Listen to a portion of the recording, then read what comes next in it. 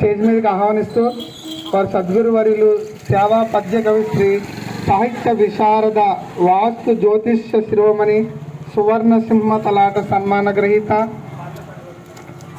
Gurubrahma award గ్రహీత, తెలంగాణ రాష్ట్ర Nandi award గ్రహీత, తెలుగు కీర్తి అవార్డు గ్రహీత, ఇటువంటి అవార్డులన్నీ గ్రహించి శ్రీ శ్రీ స్వామి నిర్భయానంద గురూజీ లలితాపీఠము గొల్లపురం మరి రాష్ట్రీయ స్వయం సేవక సంఘం నుంచి చింతపల్లి దుర్గారెడ్డి గారు, ఆయన కాకినాడ జిల్లా ఆర్ఎస్ఎస్ యొక్క ఈ గ్రామ వికాసం గ్రామాల యొక్క పని చూస్తూ ఉంటారు. సంఘంలో అదొక వింగు, ఆ పని చూస్తూ ఉంటారు. వారిని కూడా రావాల్సిందిగా కోరుచున్నాము. తర్వాత మరి గండి కొండలరావు గారు, భారతీయ విద్యా సంస్థల అధినేత నాని గారు అంటాము, వారిని కూడా రావాల్సిందిగా కోరుచున్నాం.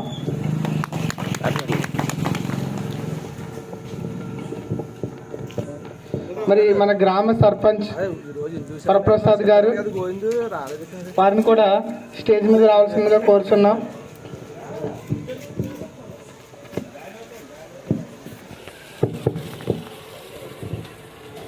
మరి హిందూ కార్యక్రమం అంటే ముందుంటూ హిందువుగా గర్వపడుతూ ప్రతి కార్యక్రమంలో పాలు పంచుకుంటూ 10 మందిని అక్కడ చేరుస్తూ ఉంటారు పెద్దలు. మన పిల్ల ముత్యాలరావు గారు, వారిని కూడా స్టేజ్ మీద రావాల్సిందిగా కోరుచున్నాం.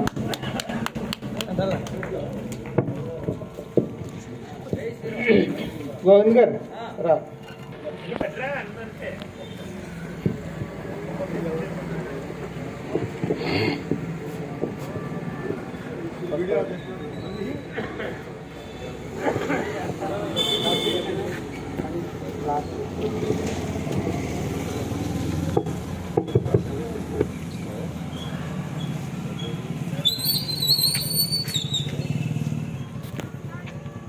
కూడా ఉండాలి, అందరూ కలిసి ముందుకు వెళ్ళాలి అని నేను ఈ సభ ద్వారా నేను కోరి ప్రార్థిస్తున్నానండి. జై శ్రీరామ్. గంగా మాతాకి, గో మాతాకి, తులసి మాతాకి, భారత్ మాతాకి, జై శ్రీరామ్, జై శ్రీరామ్, జై శ్రీరామ్, జై శ్రీరామ్. మరి పూజ స్వామీజీ గారిని మాట్లాడవలసిందిగా ఒక 25 నిమిషాల పాటు మాట్లాడవలసింది కోరుచున్నాం.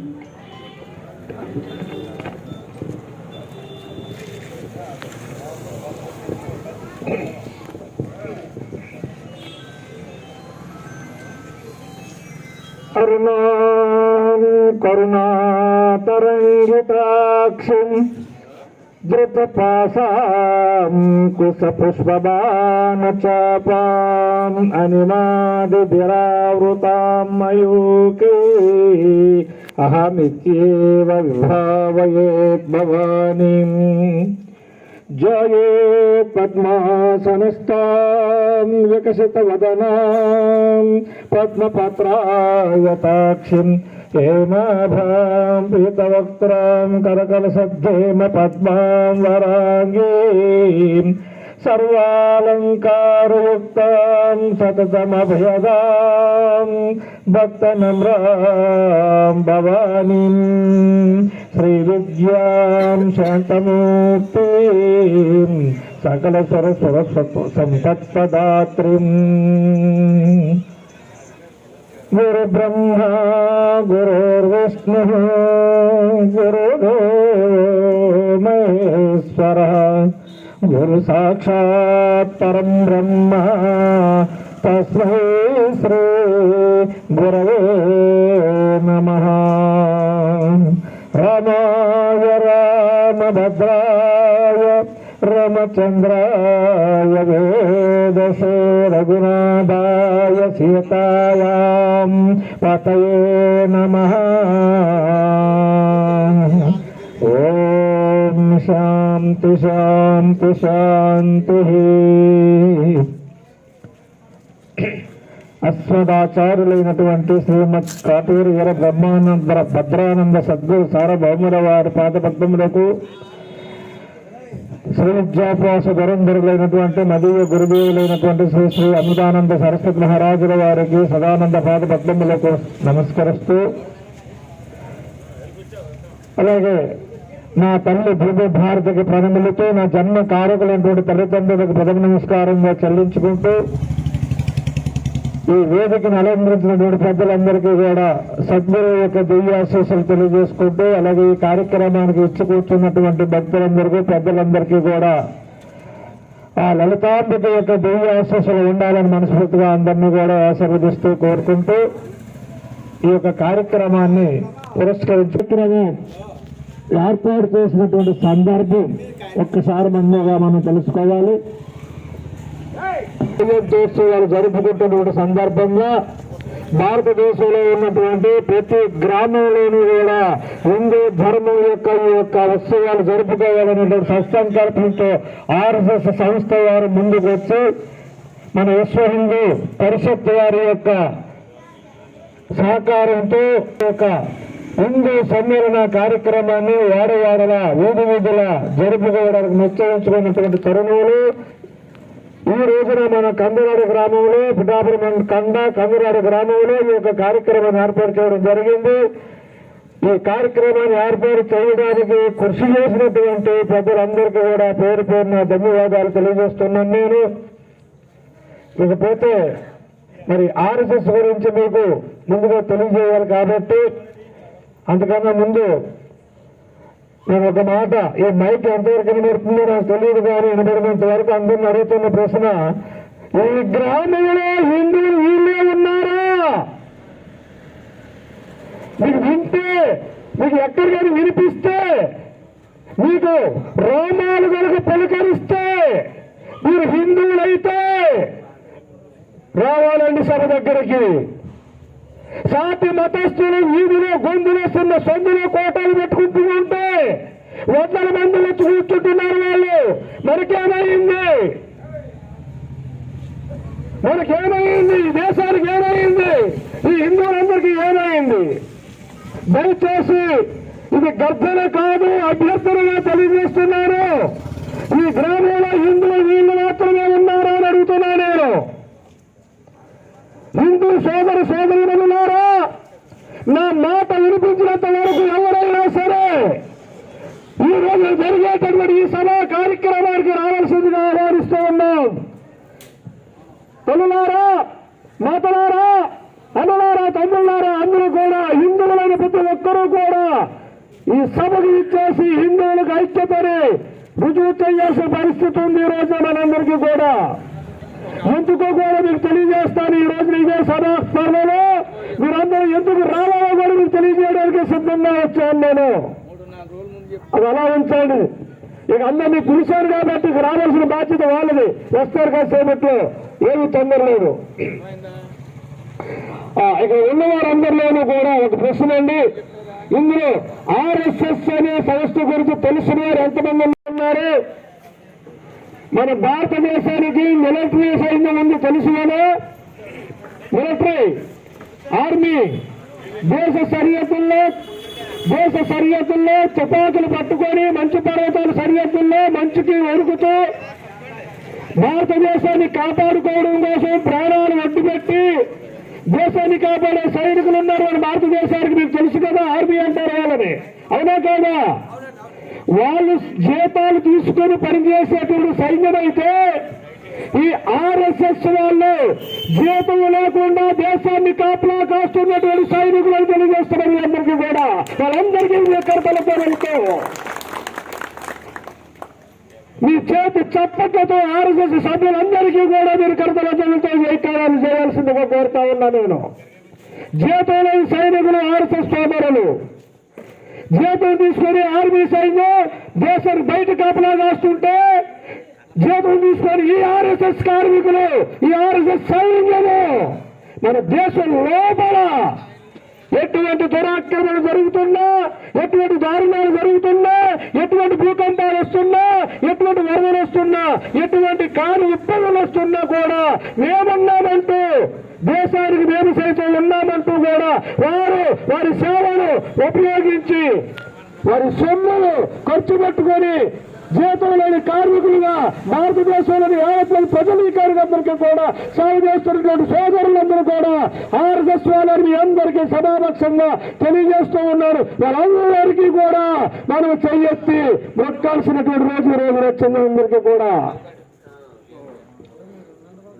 అటువంటి ఆర్ఎస్ఎస్ వారు పెద్దలు ఈ శత జయంతి ఉత్సవాల సందర్భంగా హిందువులందరినీ ఏకత్వం చెయ్యాలనే సదుద్దేశం చేత వాడవాడలా వీధి వీధులా ఈ హిందూ సమ్మేళన కార్యక్రమం జరుగుతూ ఉన్నారండి. గత రాత్రి పెద్దాపురంలో జరిగింది ఇదే సభ. 5,000 మంది వచ్చారండి. పెద్దాపురంలో రాత్రి జరిగిన సభకి రేపు ఫేస్బుక్ లో చూడండి, యూట్యూబ్ లో చూడండి. 5,000 మంది వచ్చారు సభలోకి. అక్కడ కూడా ముఖ్య వ్యక్తిగా నేనే వెళ్ళాను. వేరే స్వామికి కూడా వచ్చారు హైదరాబాద్ నుంచి. అలాగే ఈ రోజున మీ ఊరిలో సభ జరగడానికి వచ్చాం. రేపు కాండ్రకోటలో సభ జరుగుతుంది. 8వ తారీఖున కాజీలో కూడా రోజుకొక చోట, వీధికొక చోట ఈ సభా కార్యక్రమం ఈ విధంగా జరుగుతూ ఉన్నాయి. ఎందుకో తెలుసా అండి? ఎందుకు జరుగుతున్నాయో తెలుసా? మన మీద విషపూరితమైనటువంటి ప్రయోగాలు చేసి మన హిందువులందరినీ కూడా క్రైస్తవ మతంలోకి తీసుకెళ్లిపోతున్నటువంటి విష సందర్భంలో అందరినీ మేలుకొల్పడం కోసం చెప్పి ఈ సభా కార్యక్రమాలు ఏర్పాటు చేయడం జరుగుతుంది. సోదరులారా, మన హిందువులో నుంచి, మన కుటుంబంలో నుంచి ఒక్క మనిషి పరాయి మతంలోకి వెళ్ళినట్లయితే పోయింది ఒక హిందువు కాదు, మన కుటుంబంలో ఒక శత్రువు తయారవుతున్నట్టుగా భావించాడు వీరందరూ కూడా. శత్రువు అని ఎందుకన్నానంటారేమో, శత్రువే. ఆ ఒక్క మనిషి సెపరేట్ గా వండుకుంటుంది. మన కార్యక్రమాలు నచ్చవు, మన పూజలు నచ్చవు, మన విధానాలు నచ్చవు, మన సనాతన ధర్మం నచ్చదు, మన సాంప్రదాయాలు నచ్చవు. చెత్త చివరికి ఇల్లు ఓడదు, ఇల్లు కరగదు, గుమ్మాలు పసుపు రాయదు, తోరణాలు కట్టదు, ఏమీ చేయదు. నీకు ఇష్టమైతే నేను ఇలాగే ఉంటానని చెప్తుంది తప్ప మనం గచ్చేత్రం లేని పరిస్థితుల్లో ఆ మనిషిని ఇంటి నుంచి బహిష్కరణ చేయలేక ఇంట్లో పెట్టుకుని మూడుగుతూ ఉన్న మనందరం కూడా ఈ రోజున ఇది ప్రతి ఇంటిలో జరుగుతుందా లేదా చెప్పాలి. మీరందరూ కూడా ఇది ప్రతి ఇంటిలో జరుగుతుందా లేదా? ఎంతకాలం సాగాలి ఇది? సోదరులారా, మీకు తెలుసో తెలియదో ఈ రోజున మీకు గత రోజులు తెలియని వాళ్ళు ఇందులో ఉంటారు. ఒక 60 సంవత్సరాల పైన ఉన్న వాళ్ళు, 70 సంవత్సరాల పైన ఉన్న వాళ్ళు ఉంటే మీకు తెలుస్తుంది బానిస బతుకులు ఎలా ఉంటాయో. ఈ రోజు యువతలకు తెలియదు, ఈ రోజు అమ్మలక్కలకు తెలియదు, పూర్వం ఉన్న సంస్కృతి ఇప్పుడు తెలియదు మనకి. ఈ భారతదేశాన్ని 200 సంవత్సరాల ఏళ్ళ పాలనలో బ్రిటిష్ వాళ్ళు పరిపాలించినప్పుడు మనకి ఎటువంటి స్వాతంత్రం ఉందో, ఏళ్ళు బతికామో మనకు తెలియదు. కాబట్టి ఈ రోజు మనం అందరూ కూడా కళ్ళు మూసుకొని నిద్రపోతూ ఉన్నాం. ఆనాడు జరిగింది తెలియాలి మీకు. కొన్నాళ్ళ పాటు సాయిబులు పరిపాలన చేశారు మన దేశాన్ని. ఆ రోజు గడ్డం తెచ్చుకుంటే పన్ను కట్టాలన్నారు, గడ్డం తీసుకుంటే పన్ను కట్టాలన్నారు, పంచి కట్టుకుంటే పన్ను కట్టాలన్నారు, పంచి ఇప్పుకుంటానంటే పన్ను కట్టాలన్నారు. ఆ రోజున అనుభవించారు మన పెద్దలందరూ కూడా. ఆ పరిస్థితి మళ్ళీ మనకు రావాలా? రాకూడదు, ముమ్మాటికి రాకుండా ఆపుకోవాలి మనము. ఆనాడు బ్రిటిష్ పరిపాలనలో మనకు స్వాతంత్రం ఉన్నదా? స్వేచ్ఛ ఉన్నదా? స్వేచ్ఛగా బతకగలిగామా? గాలి పీల్చుకోగలిగాలి. ఈ రోజున ఎంత స్వేచ్ఛగా జీవిస్తున్నాం మన దేశంలో. మన సౌఖ్యాలన్నీ మనం అనుభవిస్తున్నామా లేదా? మరి కొన్నాళ్ళు పోతే మళ్ళా తిరిగి అదే ప్రభుత్వం వస్తుంది సుమా. దానికోసమే జరుగుతున్నటువంటి దాడి ఇది అర్థం చేసుకోండి అందరూ కూడా. దానికోసమే దాడి. మీరు అనుకుంటున్నారు దేవుడు ఏదైనా ఒకటే కదా, వాళ్ళు దేవుడి గురించే చెప్తున్నారు కదా అని అనుకుంటున్నారు మీరు. కాదు, ముమ్మాటికి కాదు. వాళ్ళు చేస్తున్నటువంటి తరుణంలో ఈ మతం అనేటటువంటి ఉచ్చిని మన మీద విసిరారు. పక్షులకు గింజలు జల్లు వల వేసినట్టుగా మన భారతీయులకు లంచాలు చూపించి చెల్లు కార్పించే వాళ్ళ కోసం కారుకులు ఇచ్చి మన భారతీయులందరూ కూడా క్రైస్తవులుగా మార్చే ప్రయత్నంలో మహాకుట్ర జరుగుతూ ఉన్నది మన దేశంలో ఈ రోజున. ఇది గమనించకపోతే తిరిగి స్వతంత్రాన్ని కోల్పోతాం. మన భారతదేశాన్ని తిరిగి మన వాళ్ళే పరిపాలిస్తారు శోభ. ఇది ఖచ్చితంగా జరుగుతుంది. అందుకనే ఓ హిందువా మేలుకో, ఓ హిందువా మేలుకో అని చెప్పడానికి ఈ యొక్క హిందూ సమ్మేళన కార్యక్రమాలు వీధి వీధిలో నిర్వర్తించడం జరుగుతూ ఉంది. సోదరులారా, మన దేశంలో ఏం తక్కువ ఏమంటే చిన్న మాట చెప్తున్నారు. ఈ కంగనాడు గ్రామంలో ఎవరైనా సడన్ గా ఒక 50 కోట్ల ఆస్తిపరులు అక్కడ అయిపోయారు అనుకోండి ఈ గ్రామంలో, మరి ఆ కోటీశ్వరుడు ఇంటి చుట్టూ ఎవరు తిరుగుతారు చెప్పండి ఒకసారి? ఎవరు తిరుగుతారు? దొంగలు తిరుగుతారా? తిరుగుతారా? మన భారతదేశ సంపద ఎంతని చెప్పండి. నేను రాయలు పరిపాలించిన కాలంలో రత్నాలు సంతలో చేసి కుంచాలతో కొలిసెందిన దేశం మన భారతదేశము. మన భారతదేశం దరిద్ర దేశం కాదు ఆయన. మన దేశము రత్న గర్భాలతో కూడుకున్నటువంటి స్వర్ణ గర్భాలతో కూడుకున్నటువంటి దేశము మన భారతదేశము.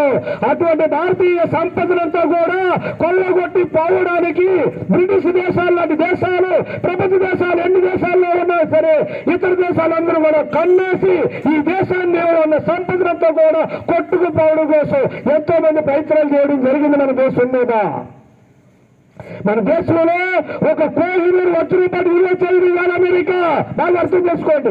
మన దేశంలో జరిగిన వజ్రం, కోహినూరు వజ్రం, దాని ఖరీదుబాటు చేయదు ఇవాళ అమెరికా దేశం విలువంతా కూడా. ఈవేళ ఆ వజ్రం ఎక్కడుందో తెలిసినా మీకు? మన దేశంలో లేదు. కారణం ఏంటి? మన అమాయకత్వం అనుకోవాలా, చాతుగానితనం అనుకోవాలా చెప్పండి? ఆ రోజున మనకు స్వతంత్రం లేని రోజుల్లో బ్రిటిష్ ప్రభుత్వం ఉంది కాబట్టి ఆ రోజు రత్నాన్ని తీసుకెళ్లిపోయినాడు మన దేశం నుంచి. ఈ రోజు నేర్పించుకోగలవా? మనము తెచ్చుకోగలవా? ఇదే గుర్తుపెట్టుకోండి. రేపు మన భారతీయులంతా కూడా ఆ మతంలోకి వెళ్ళిపోయినట్లయితే తిరిగి వెనక్కి రప్పించుకోగలుగుతామా? రాలేము. అందుకే నేను అలా చెప్తున్నాను. నేను ఈ దేశ సంపదనంతా కొల్లగొట్టుకుపోవడానికి వాళ్ళు చేసే కుట్రలో భాగంగానే మహందీయులు పరిపాలించారు కొంతకాలం మన దేశాన్ని. ఏ విధంగా పరిపాలించారండి? పెద్ద మారు కత్తులు పట్టుకొచ్చి మెడమే కత్తి పెట్టి అలా అంటావా అని అడిగారండి ఆ రోజు హిందువులందరినీ కూడా. అలా అంటే నువ్వు బ్రతుకుతావు, లేకపోతే ఈ భూతాల మీద తలకాయ ఉండదు, కత్తి మెరుగా పెట్టి అల్లా అనిపించడం కోసం ప్రయత్నం చేశారు ఆ రోజున. కానీ మన హిందువులు అందగలిగారా? అన్నారా? లేదే. ప్రాణ త్యాగానికి ఏదో సిద్ధపడ్డారు. కానీ ఈ మతాన్ని కూడా ఇష్టపడలేదు హిందువు కూడా. అలా కొంతకాలం రాజ్యం మన దేశాన్ని కత్తులు మెరుగా పెట్టి పరిపాలన చేశారు మహమ్మదీ చక్రవర్తులు, బాబర్ లాంటి వాళ్ళు, ఔరంగజేబు లాంటి వాళ్ళు తుర్స్కుల పరిపాలనలో ఈ దేశాన్ని కొంతకాలం స్వతంత్రం లేకుండా చీకట్లో మగ్గబెట్టారు, మెడపై కత్తి పెట్టి పరిపాలన చేశారు. అయినా ఏమైంది భారతదేశం? ఏమైనా ఒక వెంట్రుక వేయగలిగారని వాళ్ళు లేదే, కొట్టుకుపోయారు, మట్టి కొట్టుకుపోయారు. తర్వాత వచ్చింది ఇంకో ప్రభుత్వం. ఎవరండి? ఇంగ్లాండ్. బ్రిటిష్ ప్రభుత్వం వచ్చింది తర్వాత. వాళ్ళు 200 సంవత్సరాలు పరిపాలన చేశారు మన దేశాన్ని. వాళ్ళు ఏ విధంగా పరిపాలించారు తెలిసిన? వీళ్ళు కత్తులు మెరుగబెడితే వాళ్ళు తుపాకులు తెచ్చి ముదుటకు గురి పెట్టారని వాళ్ళు మన పాలమాలకు గురి పెట్టారు తుపాకి తీసుకొచ్చి. నువ్వు ఏ సంతావా కాల్చి పారేయమంటావా అని బెదిరించాడని మన అబ్బాయి హిందువులందరినీ కూడా. ఈవేళ క్రైస్తవులు ప్రేమించున్నారని మీరు అనుకుంటున్నారు. నీ వలే నీ పొరుగు వారు ప్రేమించము అన్న దేవుడు చెప్పాడు అని అంటున్నారే. ఎన్ని దొంగ మాటలు సుమా. వాళ్ళే ఒకప్పుడు తుపాకులు ఊసుడు పెట్టి నువ్వు క్రీస్తు అంటావా కాల్చామంటావా అని చేసినటువంటి దురాత్ములు ఈ భారతదేశానికి ఇచ్చారు వాళ్ళు 200 సంవత్సరాలు. ఆ రోజు వల్ల మనకు కావాలంటే మాట్లాడండి. ఆ రోజు వల్ల మనకు రావాలా? అక్కర్లేదు. మన సాధ కాకుండా బాగాలేదు. సేవండ వాళ్ళు అన్నారు. ఆ రోజున శివాజీ లాంటి వాళ్ళు, భగత్ సింగ్ లాంటి వాళ్ళు తిరుగుబాటు చేశారు. చెప్పేసేవారికి హిందువులందరూ కూడా ప్రాణ త్యాగం చేసి ఏ ఒక్కరు కూడా రామనామాన్ని వదిలిపెట్టలేదు, హిందుత్వాన్ని వదిలిపెట్టలేదు. నువ్వు కాల్చినప్పుడు కాల్చవయ్యా, ఎన్ని సవాళ్ళు కాల్చి దాన్ని పరిపాలన చేస్తూ వచ్చేయమన్నారో తప్ప ఏ ఒక్కరు కూడా మతం మారలేదే. ఎదిరించారు, నిలబడ్డారు, వాళ్ళే కొట్టుకుపోయారు. ఇవాళ ఉన్నారా మన దేశంలో వాళ్ళు? లేరే. మరలా ఇప్పుడు వస్తుందండి అదే పరిస్థితి. బాగా అర్థం చేసుకోండి సోదరులారు. ఆ రోజున మరి తుపాకులకు వంగని హిందువులు, ఆ రోజున కత్తులకు వంగని హిందువులు ఈవేళ దేనికి లొంగిపోతున్నారండి. ఏమండి, మా ప్రభు వాళ్ళు కంది పంపించారంటే పరిగెడుతున్నారే, మా ప్రభు వారు గుడ్డలెత్తిన రండి అంటే పరిగెడుతున్నారే, నీ పక్క చర్చి పెట్టి పొలాలు పెడితే పరిగెడుతున్నారే. ఎందుకు సొల్లు గారుస్తున్నారు మీరు? వాళ్ళు ఇచ్చే చిన్న సౌకర్యాల కోసం. ఈ దేశం సంపదంతా మీకు తెలుసా? రత్న గర్భం ఇది. గంగా నది మీ దగ్గర ఉంది. మురికకాలం నీళ్ళ కోసం ఎందుకు పరుగులు మీరు? అయ్యా, చిన్న చిన్న శరాబాల కోసము మనం పూజ చేసుకుంటే వాళ్ళు ప్రసాదం తినారట. ప్రసాదం అంటే ఆలోచించాడు, అసలు ఎంత మాట్లాడరట. వాళ్ళు కోటం పెట్టుకుని పెంచులకి బయటకు తీసుకుని వారు తెల్లని నువ్వెంత తింటున్నావు? నీకు లేదా? నీకు ఇగో లేదా? నీకు పౌరుషం లేదా? నీ ఒట్టుల రక్తం లేదా? హిందువులనే గర్వం లేదా? హిందువులనే భావం లేదా? నీ ప్రసాదాన్ని వాళ్ళు చులకలు చేసినప్పుడు, నీ దేవులను చులకలు చేసినప్పుడు, నీ ఆచారాలు చులకలు చేసినప్పుడు వాళ్ళ మతాల దగ్గర నువ్వెందుకు వెళ్తున్నావు? వాళ్ళ పైకి దగ్గర నువ్వెందుకు వెళ్తున్నావు? వాళ్ళ పలాల కోసం నువ్వెందుకు ఆశపడుతున్నావు? ఫాస్ట్ ఫుడ్కి పరమాన్నానికి తేడా తెలియకుండా ఎందుకు బతుకుతున్నారు? కాబట్టి ఈ దేశం గౌరవం తెలియాలి కదా మనకి. ఈ దేశంలో లేనిదేముంది? ఈ దేశంలో లేనిదేముంది? వాళ్ళ దగ్గర ఉన్నదేముంది? వాళ్ళ బైబిల్ పవిత్రంగా ఉందని పేరు చెప్పి తిరుగుతూ ఉన్నారే. అసలు బైబిల్లో ఎన్ని బూతులు ఉన్నాయో చెప్పనా నేను? ఎన్ని తప్పులు ఉన్నాయో చెప్పమంటారా నన్ను? పేజీ ప్రకారంగా వాక్యాలు నెంబర్లతో సైతం నేను అడుగుతా ఉంటా. వాళ్ళు వచ్చే సమాధానం చెప్పమనండి. వాళ్ళ బైబిల్లోనే అడుగుతాను నేను. వాళ్ళు వచ్చే సమాధానం చెప్పమని చూస్తా. చెప్పలేరు. ఎందుకని అది పవిత్ర గ్రంథం కాదు.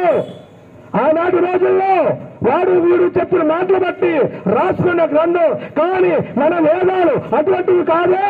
మన వేదాలు ఎవరు రాయలేదు. సాక్షాత్తు పరమాత్మ యొక్క ఆ చిన్న పరమాత్మ డమరిక నాదాన్ని మోగిస్తే సృష్టి ఆరంభ కాలంలో డమరికాన్ని వాగిస్తూ ఉంటే ఆ డక్కు వచ్చే శబ్దంలో నుంచి అక్షరాలు ప్రవహిస్తే ఆ అక్షరాలకి భావాలు ఎత్తుక్కుని మన ఋషులు వేదాలు తయారు చేసుకున్నారు. సుమా, అటువంటి వేదాలు మన దేశంలో ఉన్నాయి. వీళ్ళలాంటి భూత భాగవతం కాదు మన పవిత్ర గ్రంథము. మన భారతీయ దేశానికి వేదం ముఖ్యంగా ఉంది. ఆ వేదం తర్వాత ఉపనిషత్తులు పుట్టుకొచ్చాయి. ఆ ఉపనిషత్తులు కూడా మన చదివే ఓపిక లేదని మన మహర్షులు దాని చిలికి వెన్నపూస తీసినట్లుగా భగవద్గీత తయారు చేశారు. అక్కడ భగవద్గీత మనకుంది. ఏనాడైనా కొన్నావా ఒక పుస్తకాన్ని? ఓ హిందువా, ఏనాడైనా భగవద్గీత కొన్నావా నువ్వు? ఏనాడైనా భగవద్గీతలు ఏముందో తొమ్మిది చూసావా? లేదే. కారణం మన హిందుత్వం మనకు రోజు లేకపోవడం బట్టి. ఏనాడైతే మనకి మన ధర్మం పట్ల ప్రేమ పెరగదు అంతవరకు విత్తనాన్ని చెయ్యి చాపుతూనే ఉంటాను ఆయన. కావున నీ తల్లి ఎటువంటిదైనా నువ్వు గౌరవిస్తావా? అగౌరవిస్తావా? గౌరవిస్తావు కదా. మన తల్లి లాంటిదే మన ధర్మం, మన తల్లి లాంటిదే మన భూమి, మన తల్లి లాంటిదే మన గోవు, మన తల్లి లాంటిదే మన నది, మన గోదావరి, మన గంగారది. తల్లితో సమానంగా చూడు అంటే తల్లినే చూడలేదు, ఆటలు ఏం చేస్తారు రండి. ఇంకొక మాట చెప్పుకోవాలి. అసలు తల్లినే చూడటం ఉండదు కదా. మనం మానేస్తాం కదా. హిందువుగా పుట్టిన ప్రతి ఒక్కరు కూడా మీ మీద గుండెగా చేయాల్సిన ప్రతి ఒక్కరు ప్రశ్నించుకోండి. జన్మనిచ్చిన తల్లికి మనం ఏ విధంగా రుణపడి ఉన్నామో తెలుసుకోగలుగుతున్నారా? లేదు. మరి అటువంటి అప్పుడు ధర్మం గురించి ఏం మాట్లాడగలుగుతారండి? అందుకే చెప్తున్నారు, జననీ జన్మభూమిచ్చా స్వర్గాదపి గరీయసి. నీకు జన్మనిచ్చిన తల్లి, నువ్వు పుట్టిన ఈ దేశము, ఈ రెండు చాలా గొప్ప సుమ. ఇటు మించిన వస్తువు లేదు. దీన్ని ఎప్పుడు ప్రేమించని చెప్తున్నారు మన పెద్దలందరూ కూడా. అటువంటి ప్రేమ భావం మనం పెంచుకోవాలని చెప్పి తెలియజేస్తూ మన ఇంటి యొక్క గొప్పతనం, మన దేశం యొక్క గొప్పతనం తెలుసుకోవాలని చెప్తూ నేను మనం చేసుకుంటూ ఉన్నారు అందరికీ కూడా. ఆయన ఇక జ్ఞానాలు ఉపనిషత్తులు మహాగ్రంథాలు మనకు అందరికీ అందించారైతే ఆ తర్వాత దేశం యొక్క గొప్పతనం ఏముందో రాయన అంటే ఈ దేశంలో గంగా నది ప్రవహిస్తూ ఉంది, జీవనది. మరి ఏ దేశంలో ఇటువంటి నది ఉన్నదా? ఆలోచించాడు ఒకసారి. ఏ దేశంలో గంగా నది నది ఉందా? ఈ దేశంలో గోమాత ఉంది. 366 రోగాలకు నివారణ చేయగలిగేటటువంటి సంపద గో శరీరంలో ఉంది.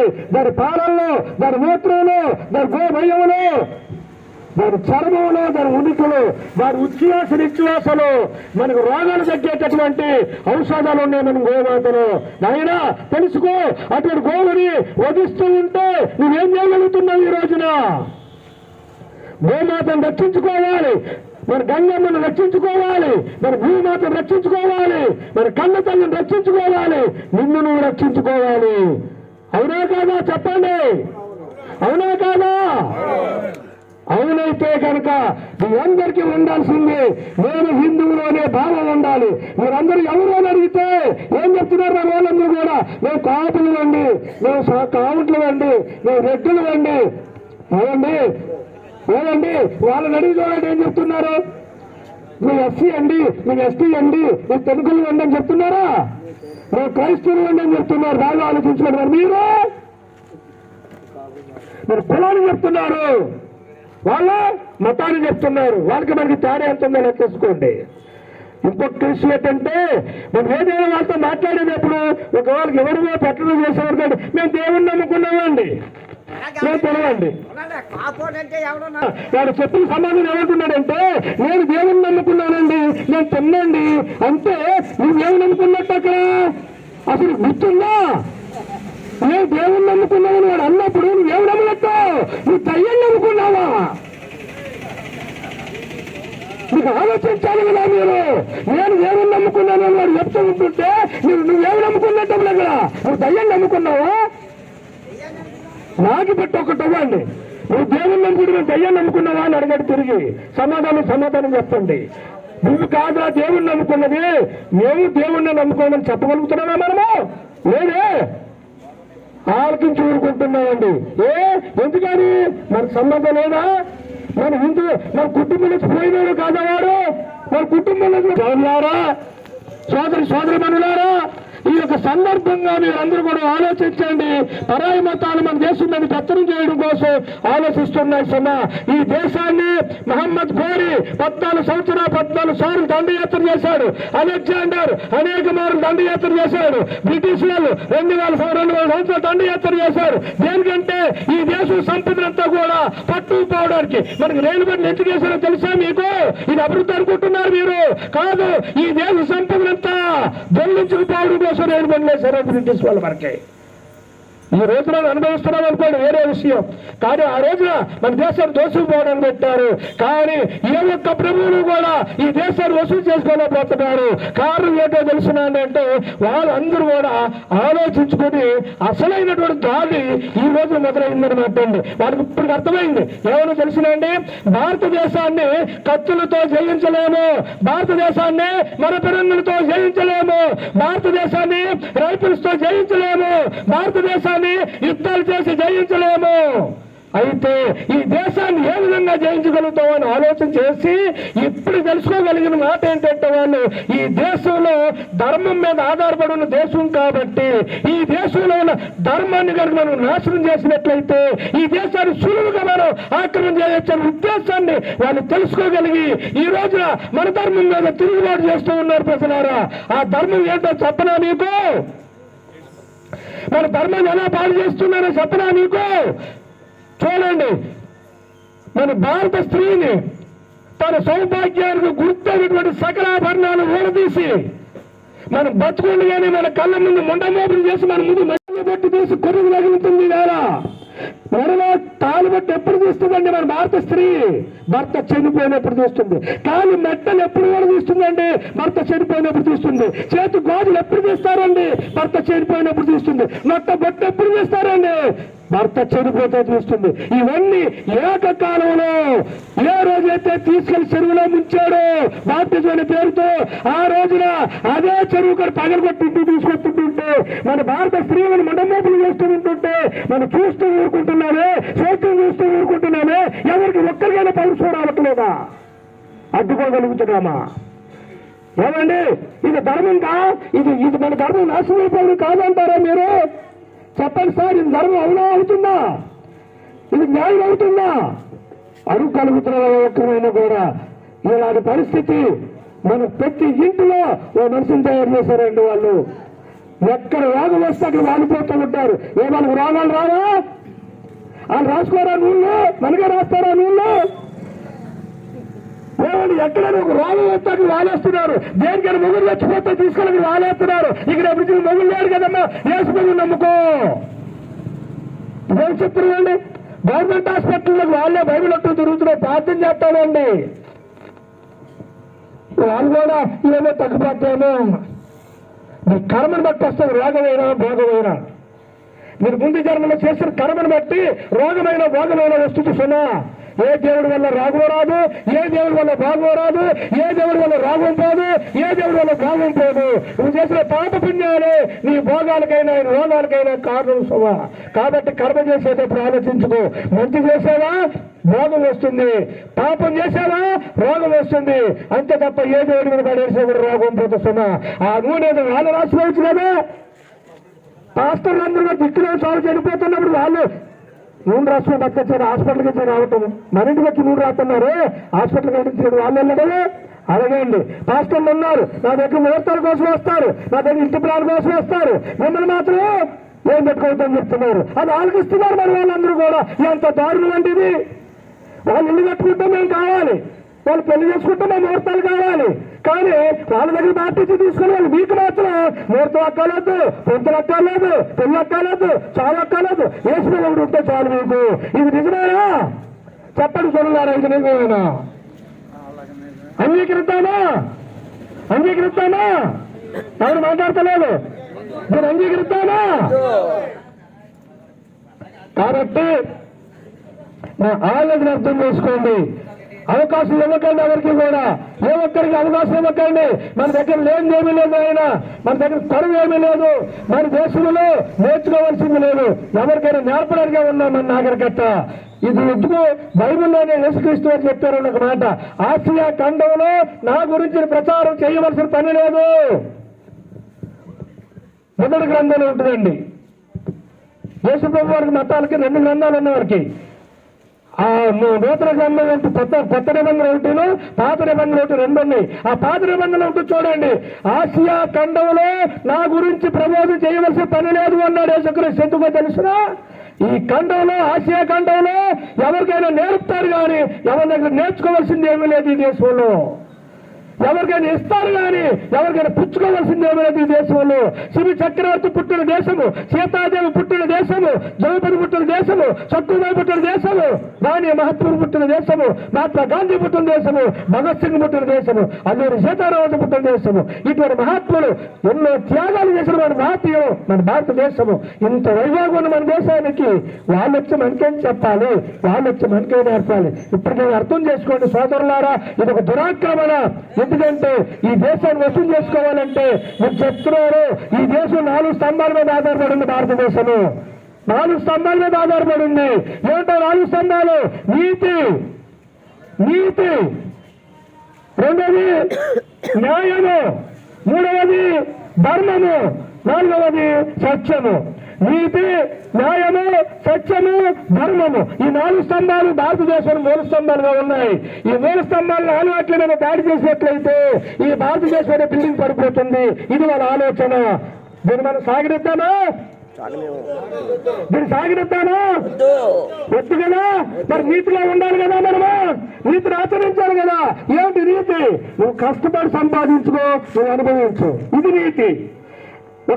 ఒక బిడ్డకి తండ్రిగా ఉన్నావు, తండ్రి బాధ్యతలు పూర్తి చెయ్యి. ఒక భర్తకి భార్యగా ఉన్నావు, భార్య బాధ్యతలు పూర్తి చెయ్యి. ఒక మామకి కోడలుగా ఉన్నావు, కోడల బాధ్యతలు పూర్తి చెయ్యి. ఒక స్టూడెంట్ గా ఉన్నావు, విద్యార్థిగా ఉన్నావు, విద్యార్థి బాధ్యతలు పూర్తి చెయ్యి.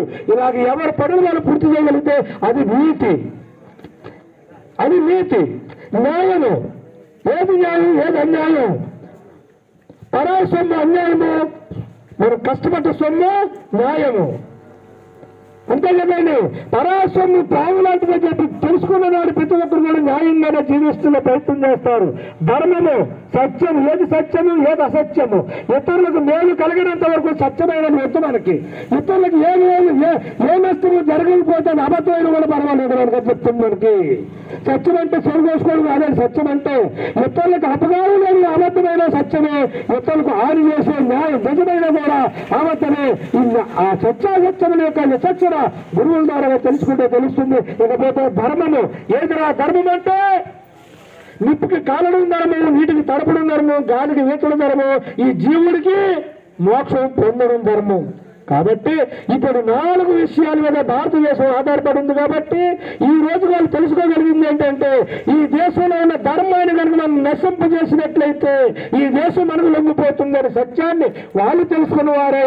వాళ్ళు తిన్నగా అప్పుడు మన తుపాకులతో దాడి చేయట్లేదు మన మీద, మన ధర్మాల మీద, మన సనాతన ధర్మం మీద, మన సాంప్రదాయాల మీద, మన కట్టుబట్టు చుట్టు మీద, మన ఫ్యాషన్ల మీద, మన ఆహారం మీద దాడి చేసి మన చేత చెయ్యరాని పనులు చేయిస్తూ మనల్ని ధర్మహీనులుగా చేసేస్తున్నారు. సోదరులారా, ఇది దానికి ఇలాగే జరిగితే మరి కొద్ది సంవత్సరాల్లో ఇప్పటికే వాళ్ళు 125 మంది అయిపోయారు.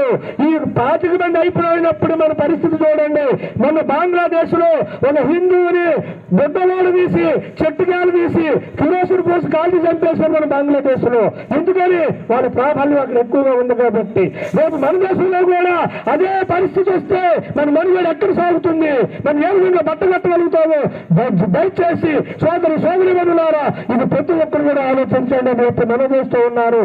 కాబట్టి మనందరూ కూడా కాపలా కాయాలి. ఏ క్రైస్తవుడు మన వీధిలో అడ్డుపడ్డా కూడా ఇక్కడికి ఎందుకు వచ్చో, ఏ పని మీద వచ్చో నిలదీయండి. అలాగే అధికారులు లేకుండా నిలబెట్టిన చర్చలు ఏవైతే తెలుసుకోండి. మనకి ఆర్డర్ ఉంది, గవర్నమెంట్ సుప్రీంకోర్టు ఆర్డర్ ఇచ్చింది. కలెక్టర్ గారు పర్మిషన్ ఇస్తేనే చర్చ కట్టాలి. పర్మిషన్ లేకుండా చర్చ కడితే మనం వెళ్ళి ఆపచ్చు. మనకు రైట్స్ ఉన్నాయి, తిరుగుబాటు చేయండి, చర్చలు ఆపించండి. వాళ్ళకి అధికారం ఉంటే పెట్టుకోమానండి, అధికారం లేకపోతే చెట్టు పుస్తకం పొమ్మానండి. 10 మంది ఏకమైతే ఏదైనా చేయగలుగుతాం. కాబట్టి రేపటి నుంచి మనము మన ధర్మాన్ని రక్షించుకునే ప్రయత్నాలు చేద్దామా వద్దా? మన హిందువులే కాదా? మన హిందువులమైతే మన మతాన్ని మనం కాపాడుకోవాలి, అక్కర్లేదా? సోదరులారా, ఎక్కడి నుంచి అయినా తెలుసుకోండి. ఏ మతస్థుడు మన మధ్యలోకి వచ్చినా నిలవరించండి, ఆపండి, ఎదిరించండి. మన మతాన్ని కాపాడుకుందాం, మన దేవుని కాపాడుకుందాం, మన నీతిని కాపాడుకుందాం. మన జై హింద్, భారత్ మాతాకి, జై మాతాకి, శ్రీ మాతాకి, వేద మాతాకి, వేద మాతాకి, గో మాతాకి, గంగా మాతాకి, జై సద్గురు మహారాజుకి. మరి మనం హిందుత్వంలో మనందరం చేయవలసిన మన కర్తవ్యం ఏంటి? కాబట్టి మన భవిష్యత్తులో ఈ మతం కోసము మనం చేయవలసిన పనులు ఏంటి కూలంకషంగా మన అందరికీ తెలియజేసి ఉన్నారు. కాబట్టి మనం ఆ అడుగు జాడల్లో మన అందరం కూడా నడవాలని కోరుకుంటూ ఒక్కొక్క 15 నిమిషాల్లో మన కార్యక్రమం ముగిందాము. అందరూ కూడా కొద్దిగా స్వల్పాహారం తీసుకుని అందరూ మన ఇంటికి వెళ్ళాలి.